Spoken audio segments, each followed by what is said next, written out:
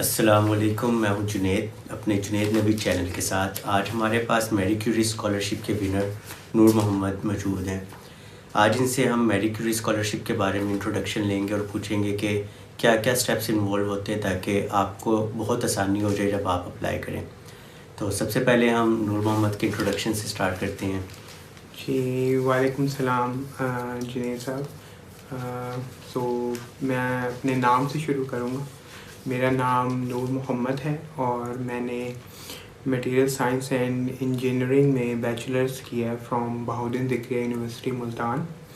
और उसके बाद मैंने कुछ अर्सा जॉब की है पाकिस्तान में और उसके बाद मैंने मास्टर्स किया है मटेरियल साइंस एंड इंजीनियरिंग में।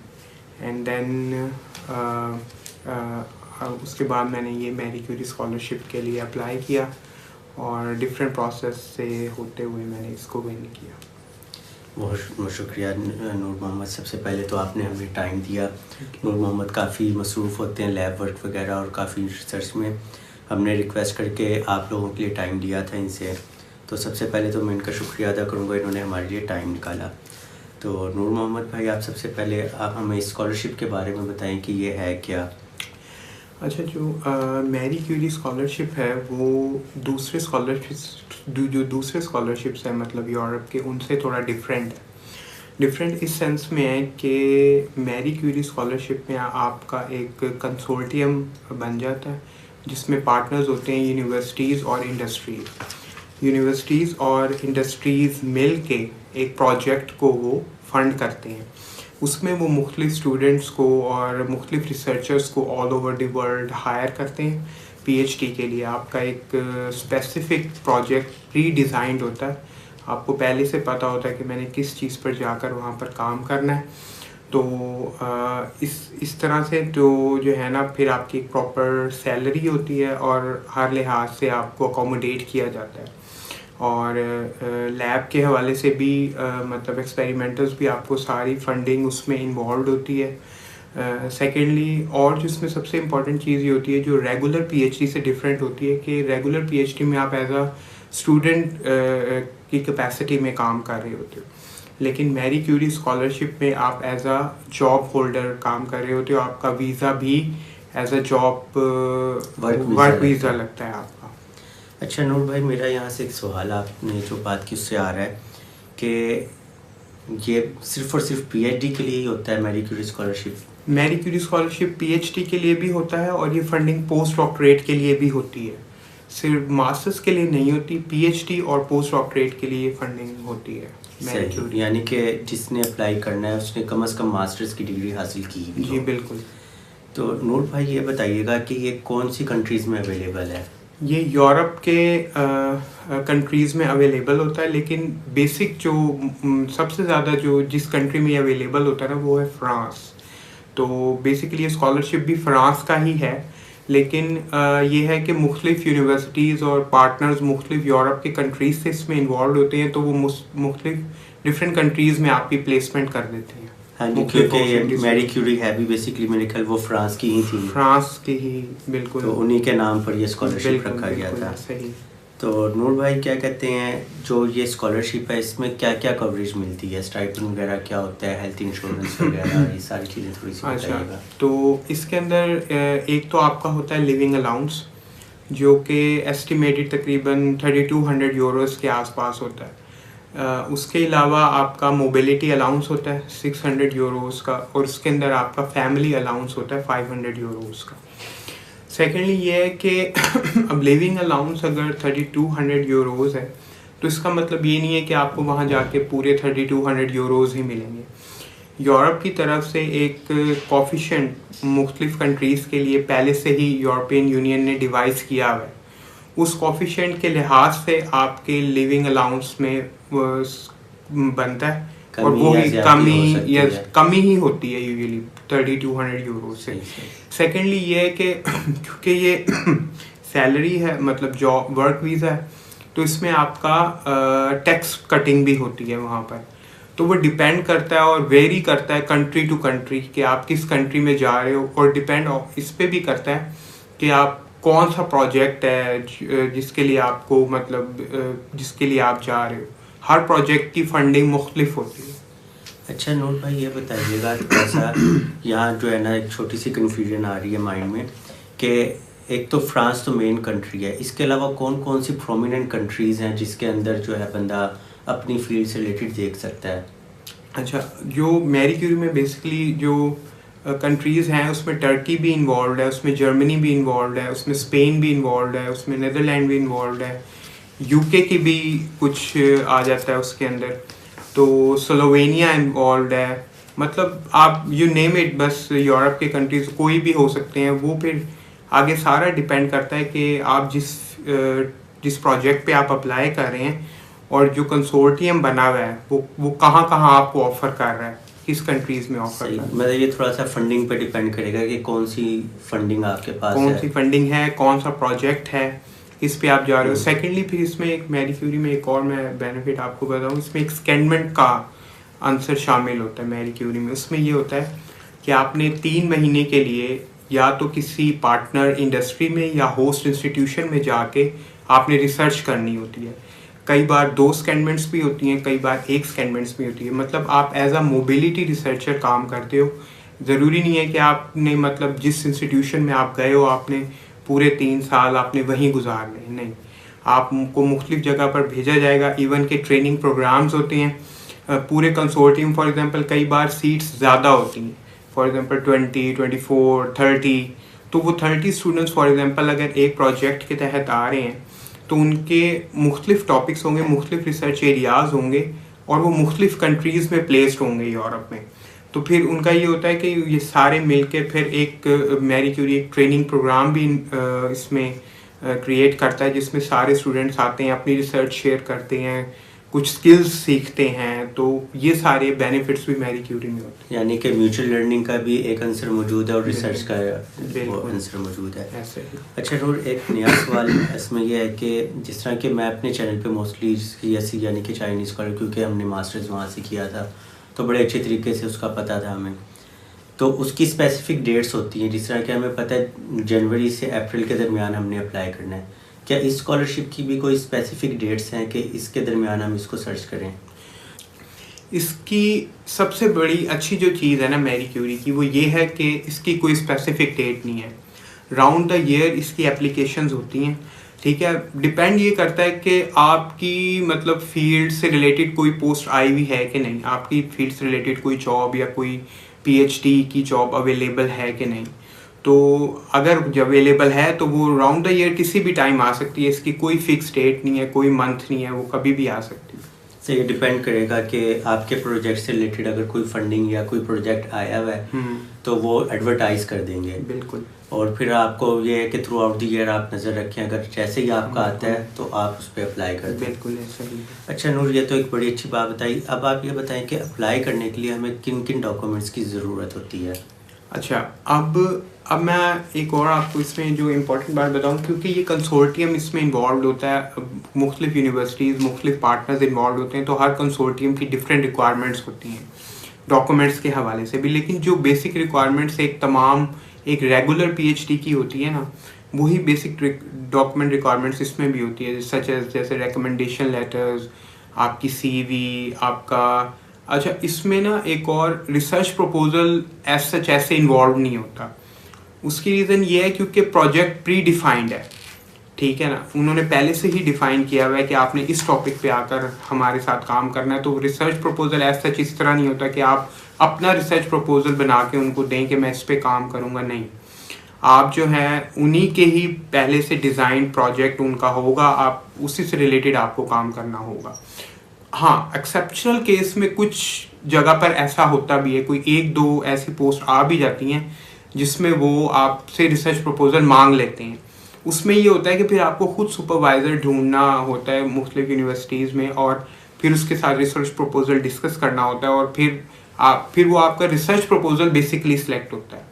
लेकिन मोस्टली इसमें यही होता है कि प्री डिफाइंड रिसर्च प्रोजेक्ट्स होते हैं, उसी में ही आपने काम करना होता है, और उसी से रिलेटेड ही वो आपको एवेल्युएट करते हैं कि क्या आप इस रिसर्च प्रोजेक्ट से रिलेटेड यहाँ आके काम, यूरोप में आके काम कर सकते हैं कि नहीं कर सकते। अच्छा, जहाँ तक मुझे समझ आई है, हमें रिसर्च प्रपोजल तो बनाना होता है फिर भी? समटाइम्स नहीं भी होता। उसका मैं आपको ये बता दूँ, फॉर एग्जांपल अगर एक प्रोजेक्ट पहले से प्री डिफाइंड है ना, हाँ वो आपसे इतना, जैसे मेरे केस में मैं आपको अपना बताऊं, उन्होंने मुझे कहा था आप एक ऐसे लिखो किसी टॉपिक के ऊपर, ताकि हम ये जज कर सकें कि आपकी राइटिंग स्किल्स कितनी है और टॉपिक से रिलेटेड आपको कितना आइडिया है। लेकिन मुझसे स्पेसिफिक प्रोजेक्ट से रिलेटेड उन्होंने रिसर्च प्रपोजल नहीं मांगा। टॉपिक कोई भी आप चूज़ कर लो उस फील्ड से रिलेटेड, तो आप उसके ऊपर लिख लो। अच्छा नूर, मैं यहाँ आपसे चाहूँगा कि आप ना हमें थोड़ा सा डिटेल में बताएं कि आपने शुरू से अप्लाई किया। जिस तरह हम चाइना में देखते हैं तो हम पहले प्रोफेसर को अप्रोच करते हैं, उससे CV वगैरह शेयर करके एक्सेप्टेंस वगैरह लेते हैं। तो यहाँ पहला स्टेप क्या था?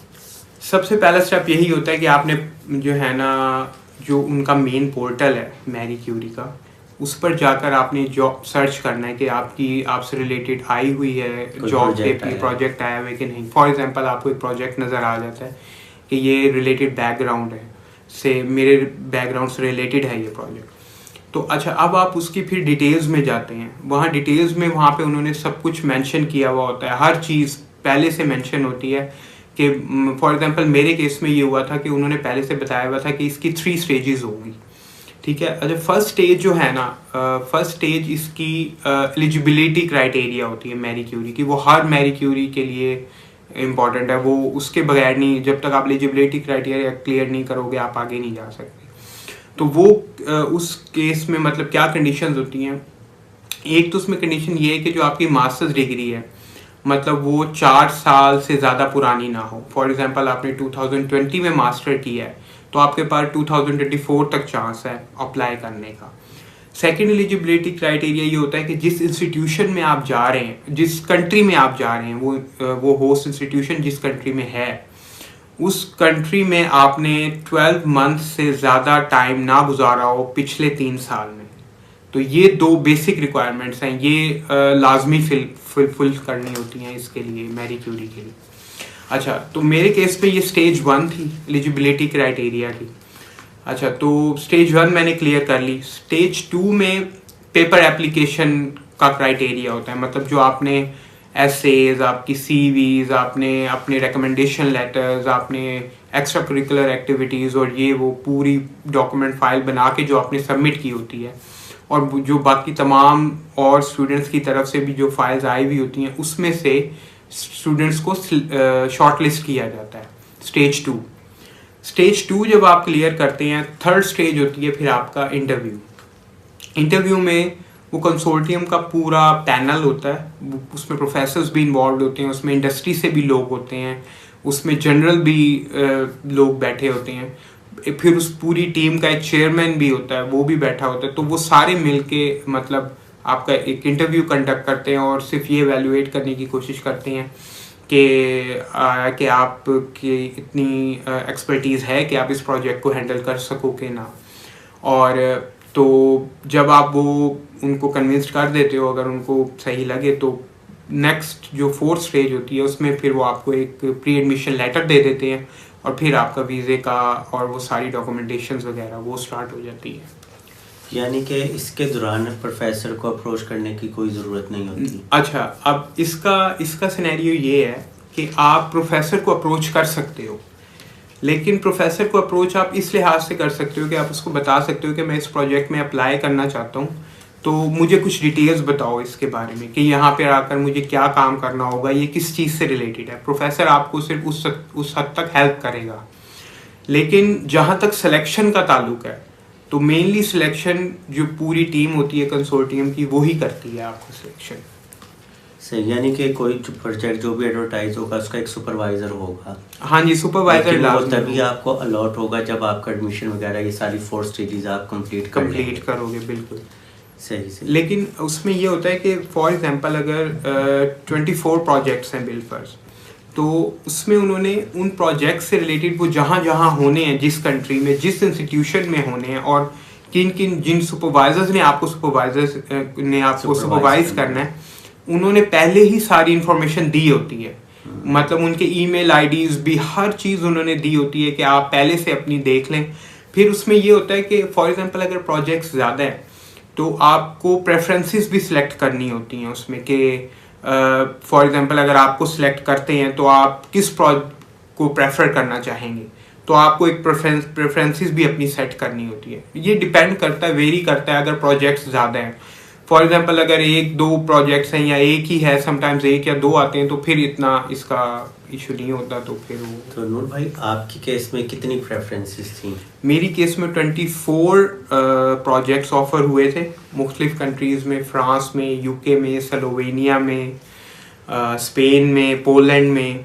और जो है पर पर्सन जो है वो 10 प्रोजेक्ट्स पर अप्लाई कर सकता था, 10 प्रेफरेंसेस सेलेक्ट कर सकता था। ये सारा कुछ उन्होंने लिखा हुआ था कि आप हाँ, कितनी प्रेफरेंसेस डाल सकते हैं। बिल्कुल ऐसा ही है। और प्रायोरिटी जिस ऑर्डर से आप डालेंगे उसी ऑर्डर से वो प्रायोरिटाइज होगा जब आपकी वो पूरी टीम। अच्छा, फिर इसका एक और चीज़ होती है, इसमें पॉइंट्स सिस्टम होता है। उन्होंने आपको पहले ही बताया हुआ होता है कि आपके इंटरव्यू के इतने पॉइंट्स हैं, आपके पेपर एप्लीकेशन के इतने पॉइंट्स हैं, आपकी प्रेजेंटेशन के इतने पॉइंट्स हैं। वो पूरे पॉइंट्स आपके कैलकुलेट होंगे मेरिट के लिहाज से। आप जैसे जैसे ऊपर आएंगे तो उसी लिहाज से आपको वो उसी प्रेफरेंस के लिहाज से वो आपको सिलेक्ट करेंगे।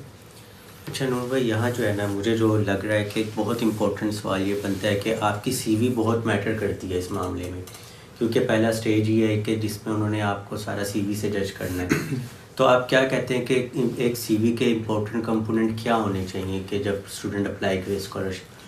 तो अब इसके लिए ना आप ये देखें कि आपको ये देखना है कि जो इंटरव्यूअर्स हैं, जो इंटरव्यू लेने वाले हैं, वो आप में क्या देखना चाहते हैं। मतलब वो क्या चाहते हैं कि आप में क्या ऐसी कैपेबिलिटीज़ हों इस प्रोजेक्ट के हवाले से।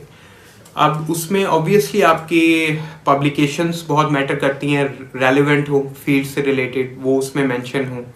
सेकेंडली स्किल्स, उनका ज़्यादातर फोकस स्किल्स पे होता है कि आपने अपने मास्टर्स की डिग्री में क्या क्या स्किल्स सीखी हैं, आपने क्या क्या सीखा, कौन कौन से इक्विपमेंट्स आपको यूज़ करने आते हैं, कौन कौन सी टेक्निक्स पे आप काम कर सकते हैं। वो टेक्निक्स हमारे प्रोजेक्ट, मतलब जो प्रोजेक्ट ऑफर कर रहे हैं उससे रिलेटेड यूज़फुल हैं कि नहीं हैं, अगर हैं तो कितनी आपको आती हैं।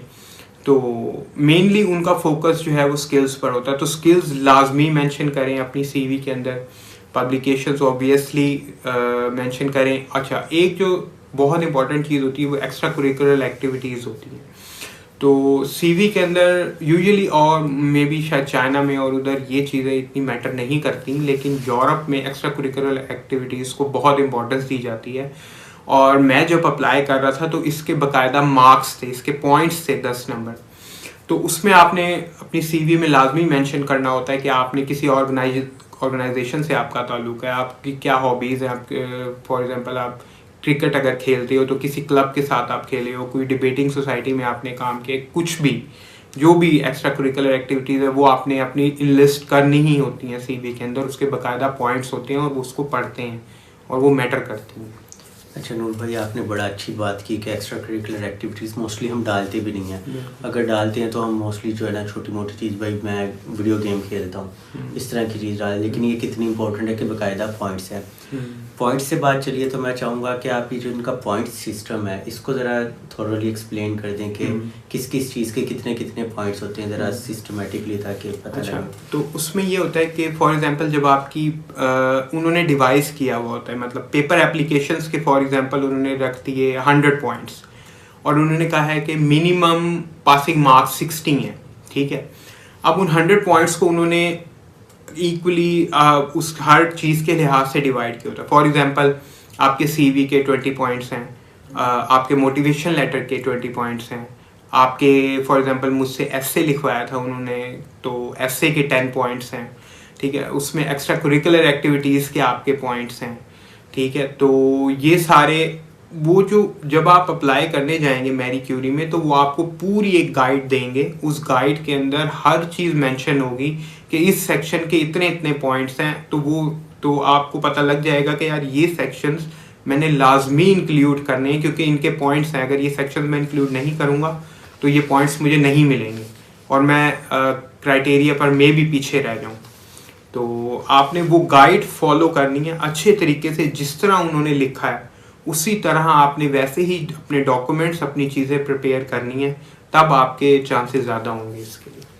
अच्छा नूर भाई, एक बात ये बताएं कि इस पूरे प्रोसेस में एप्लीकेशन सबमिशन से लेके आपका प्री एडमिशन लेटर आने तक कितना टाइम लग गया था?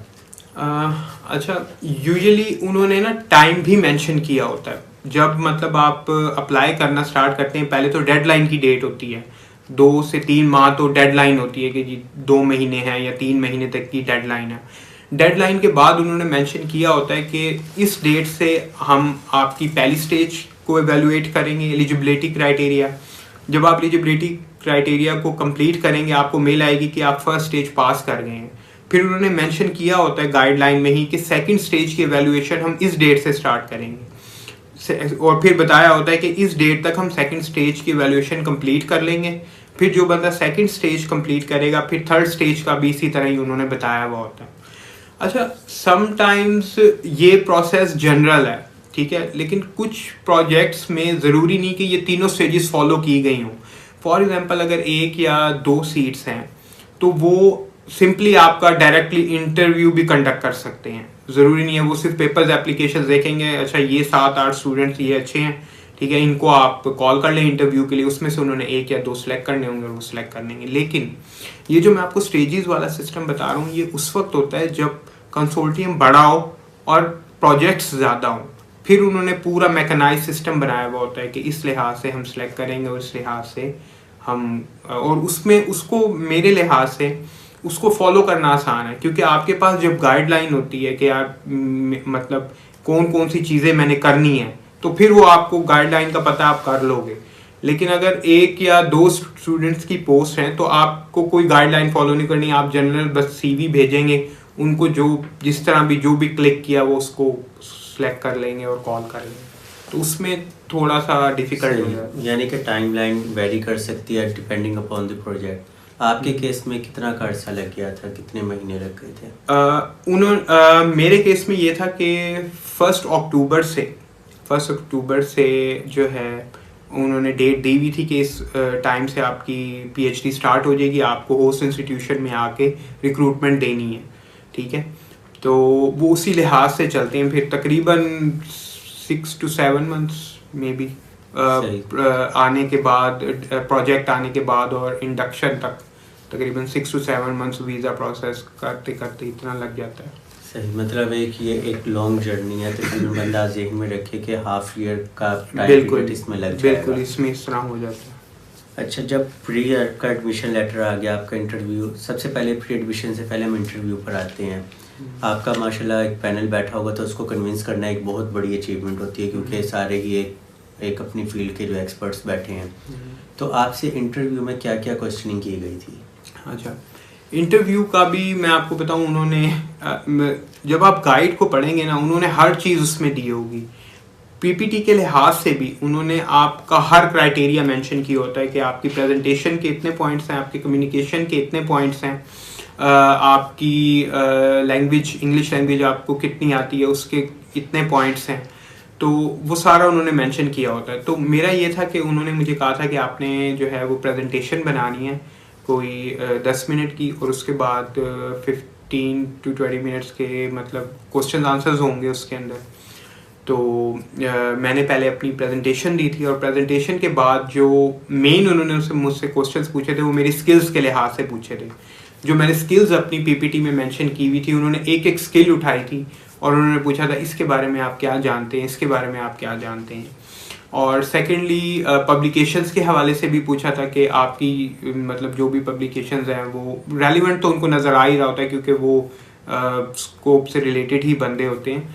तो लेकिन ये है कि मेनली उनका फोकस स्किल्स पे होता है कि भाई आप कितना आपको काम। तो पीपीटी की क्या गाइडलाइंस थी, उसमें उन्होंने क्या कहा था कि आप क्या क्या चीज़ें पीपीटी में मेंशन करें हमसे इंट्रोड्यूस करवाते हुए? पीपीटी में कि उनकी कोई ख़ास गाइडलाइंस नहीं थी। जो मेरा प्रोजेक्ट था ना, उसमें उन्होंने ये नहीं बताया था कि आप ये लिखें, लेकिन वो अंडरस्टूड सी बात होती है कि जब आप एक पीएचडी एडमिशन के लिए जा रहे हैं तो आपने उसमें क्या क्या मेंशन करना है। उसमें आपने अपना इंट्रोडक्शन प्रोफाइल मेंशन करनी है, आपने पहले कहाँ से इंजीनियरिंग, जो भी आपका बैकग्राउंड है, रिसर्च या एजुकेशन, आपकी पब्लिकेशंस, ठीक है, आपकी स्किल्स, और आपका थोड़ा सा रिसर्च बैकग्राउंड जो आप उनको बता सके कि मैंने कुछ इंपॉर्टेंट रिजल्ट्स। तो ये सारी चीज़ें जो जनरली आप मेंशन कर सकते हो वो ही आपने करनी होती हैं, जो आपको उठाएं और लोगों से मतलब आपको प्रोमिनेंट करें और लोगों की निस्बत। वही चीज़ें आप अपनी पीपीटी में डालेंगे। सही, यानी कि इंट्रोडक्शन तो जाहिर बात है जनरल, उसके बाद आप अपना क्या कहते हैं बैकग्राउंड बता सकते हैं, बिल्कुल, और उसके बाद अपने स्किल्स बता सकते हैं, और बिल्कुल। बहुत इंपॉर्टेंट जो रेलिवेंट चीज़ है हम्म। कि आपका बैकग्राउंड प्रीवियस वर्क क्या है जो कि इस बैकग्राउंड से मैच कर रहा है, इस प्रोजेक्ट से मैच कर रहा है। बिल्कुल। तो ये आपने बड़ी अच्छी चीज़ बताई कि ये सारी चीज़ें लाजमी बंदा डाले, और स्किल्स सारी बात है बहुत इंपॉर्टेंट होते हैं, क्योंकि कोई भी आपने डाटा एक्सट्रैक्शन करनी है और आप कोई डाटा एक्सट्रैक्शन के लिए स्किल्स चाहिए। आप इक्विपमेंट नहीं यूज़ कर सकते तो डाटा भी एक्सट्रैक्ट नहीं कर सकेंगे। बिल्कुल। तो ये बहुत ही अच्छी आपने बताई। अच्छा, इसके बाद आपको इंटरव्यू के बाद इनकी फाइनल वो प्री एडमिशन लेटर आया होगा? जी बिल्कुल। अच्छा, प्री एडमिशन लेटर के बाद फिर आपने वीज़ा के लिए अप्लाई शुरू किया? अच्छा, तो उसमें ये होता है कि जब कंसोर्टियम आपको सेलेक्ट कर लेता है ना प्रॉपर, फिर वो आपको हवाले कर देता है आपके सुपरवाइज़र के।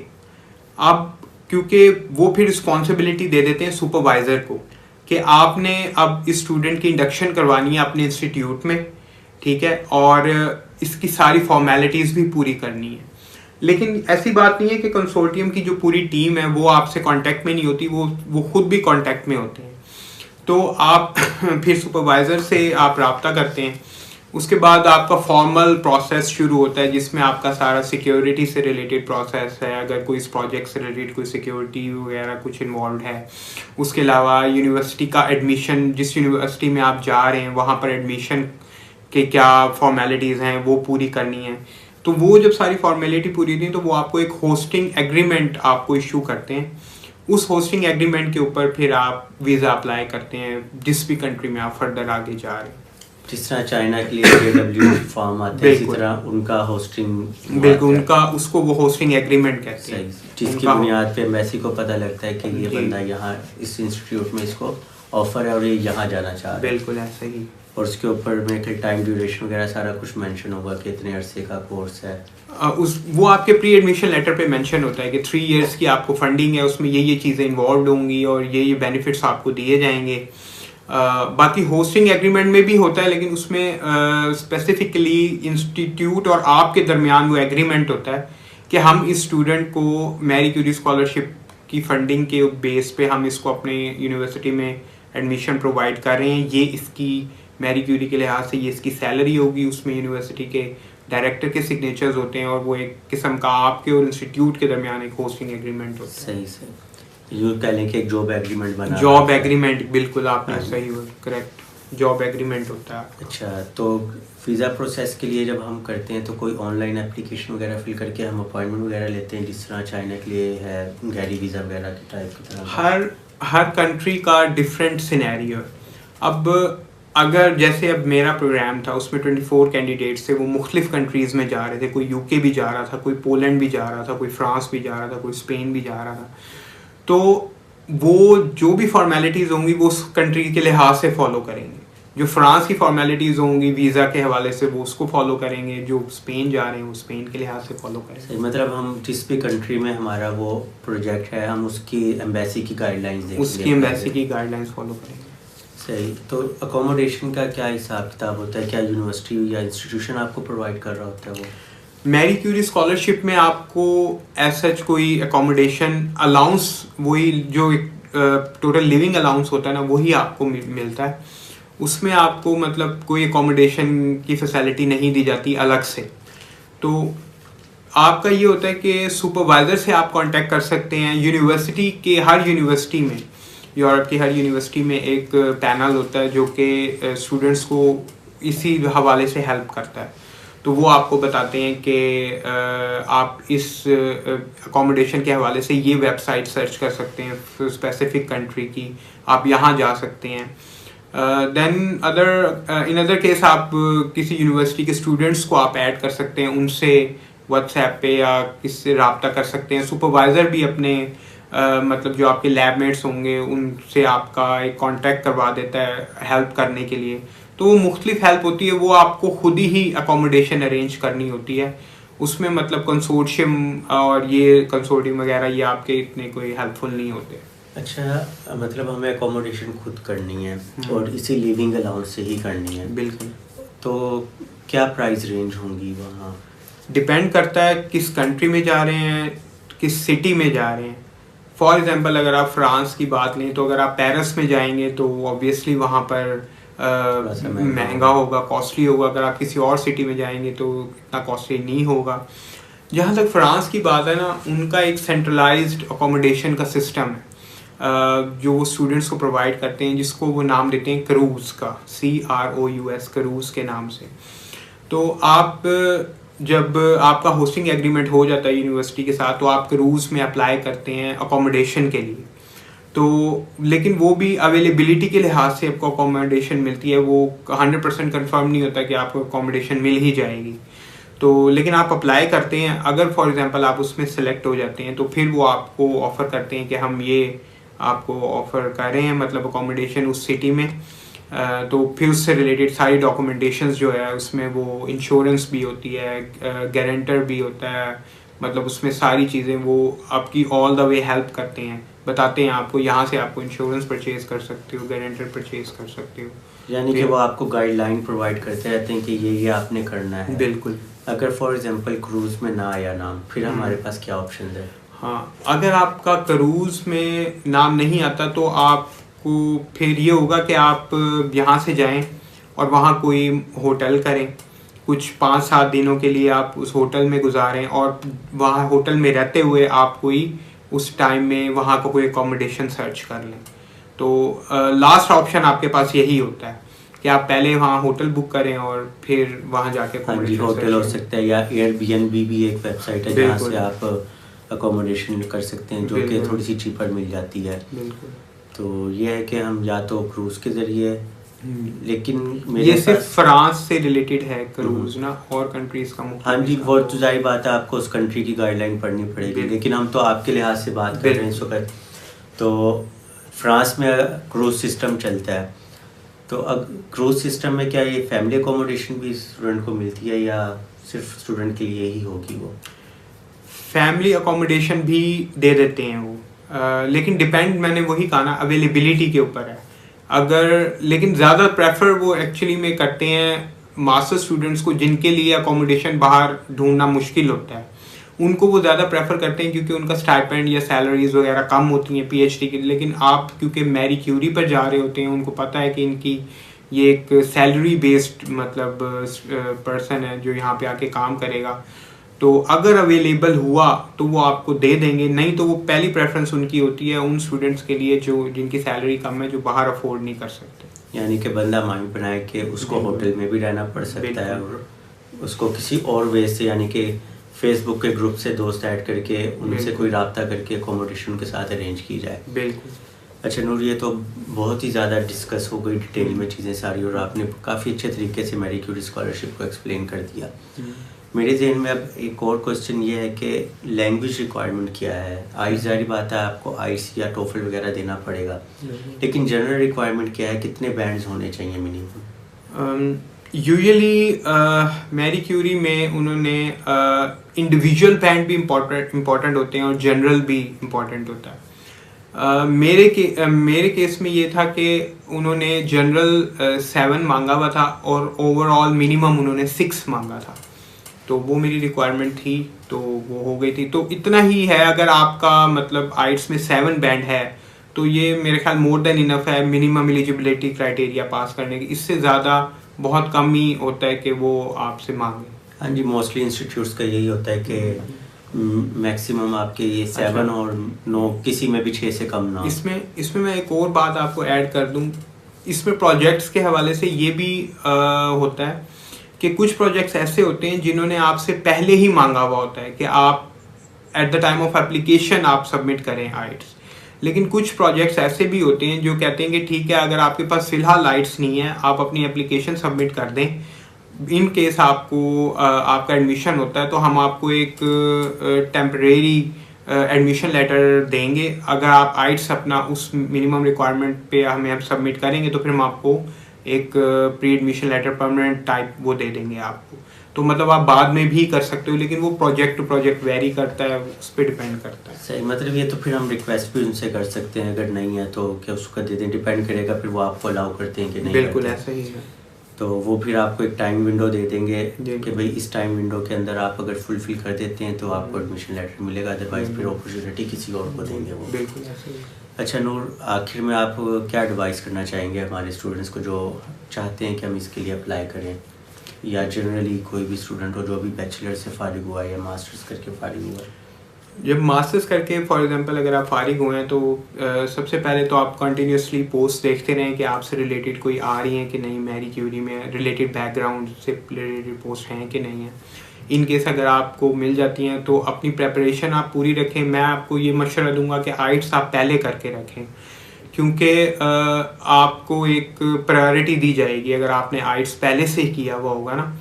क्योंकि वो क्यों चाहेंगे कि मतलब एक स्टूडेंट, हमें जब इतने सारे स्टूडेंट्स, जब उनके पास कंपटीशन इतना हाई होता है, जब उनके पास पहले से स्टूडेंट सारे आइट्स वाले मौजूद हैं, तो एक स्टूडेंट को क्यों टाइम दें आगे के लिए, अनलेस कि आप बहुत एक्स्ट्रा ऑर्डिनरी हो, आपकी प्रोफाइल बहुत अच्छी है, तो मे बी शायद कोई चांस बन जाए। आप आइट्स पहले से करके रखें, अपनी CV प्रॉपरली प्रिपेयर करके रखें। अच्छा, बिल फर्ज अगर आपकी कुछ पब्लिकेशंस कम हैं तो आप कुछ सर्टिफिकेशंस कर सकते हैं, वो सर्टिफिकेशंस आप ऐड कर सकते हैं अपनी CV में। उस सर्टिफिकेशंस का भी बहुत ज़्यादा इम्पैक्ट होता है। तो कहने का मकसद है it's all about the balance. मतलब अगर आपकी पब्लिकेशंस कम है, आप सर्टिफिकेशंस बढ़ा लें, कुछ स्किल्स सीख लें और ज़्यादा कुछ स्किल्स ऐड कर दें, तो CV पे अपनी ध्यान दें, आइट्स करें। थर्डली जो है वो कोशिश ये करें कि सिर्फ अपने रिलेटेड बैकग्राउंड ही पोस्ट पर अप्लाई करें, क्योंकि ये प्रोजेक्ट बेस्ड होती हैं। वो उन्हें वही स्टूडेंट्स चाहिए होते हैं जिनको काम आता है उस प्रोजेक्ट के ऊपर, जिन्होंने पहले किया हुआ है। अगर आपका रिलेटेड बैकग्राउंड नहीं है तो आपकी पॉसिबिलिटी बहुत कम होगी, क्योंकि अप्लाई करने में भी बहुत टाइम लगता है, सारे डॉक्यूमेंट्स प्रिपेयर करने में। हर पोस्ट के लिए जो भी आप जिस जगह पे भी आप अप्लाई करेंगे उसके लिए एक अलग से सारा प्रोसेस है, उसके लिहाज से आपको डॉक्यूमेंट्स प्रिपेयर करने होते हैं। तो मैं तो यही मशवरा दूंगा कि अगर आपका बैकग्राउंड रिलेटेड नहीं है तो उस पोस्ट के ऊपर आप टाइम वेस्ट ना करें, क्योंकि वो अल्टीमेटली वो आपको पेपर एप्लीकेशंस में ही रिजेक्ट कर देंगे कि ये रिलेटेड बैकग्राउंड नहीं है। तो ये मेरी एडवाइसेज हैं। बाकी होपफुल रहें, कोई ऐसा मसला नहीं है, कोशिश करते रहें इंशाल्लाह। और मैं यहाँ ऐड करना चाहूँगा कि एक से ज़्यादा जगह लाजमी अप्लाई करें। बिल्कुल। अगर आपको लगता भी है कि एक जगह अगर आपका एडमिशन हो गया तो फिर भी आप जो है ना मुख्तलिफ जगहों पे अप्लाई करें और फिर देखें कि आपको जोन सी अपॉर्चुनिटी अच्छी लगती है, आप उस जगह मूव कर दें। कभी एक अपॉर्चुनिटी पर इक्तफा ना करें। तो यहाँ हम अपना ये पोस्ट कार्ड एंड करते हैं। नूर भाई का हम शुक्रिया अदा करते हैं, उन्होंने इतना ज़्यादा टाइम निकाला हमारे लिए। तो नेक्स्ट स्कॉलरशिप अगर कोई इस तरह की इन्फॉर्मेशन हुई तो हम आपके साथ लाजमी लेकर आएंगे। हमारे चैनल को सब्सक्राइब लाजमी कर दीजिएगा, लाइक भी लाजमी कीजिएगा और दोस्तों के साथ शेयर भी कीजिएगा। तो अगली वीडियो तक के लिए अल्लाह हाफिज़।